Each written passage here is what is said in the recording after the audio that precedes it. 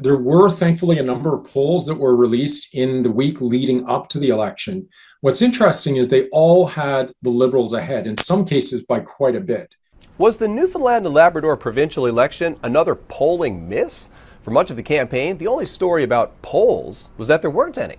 Political scientist Alex Marland was among those who pointed out how a lack of voter intention polling was obscuring the state of the race in Newfoundland and Labrador. But when polls finally were released, they seemed to predict a Liberal landslide. A poll from Narrative Research conducted over the summer and released on October 1st showed the Liberals with a commanding 59% of voter intentions compared to 31% for the Progressive Conservatives.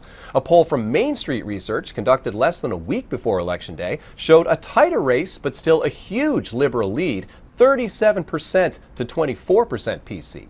Now compare those numbers to the actual results. The Liberal share of the popular vote is pretty much in line with their polling numbers, but the PCs did much, much better than the polls predicted, almost doubling their number from the Main Street poll. So what happened?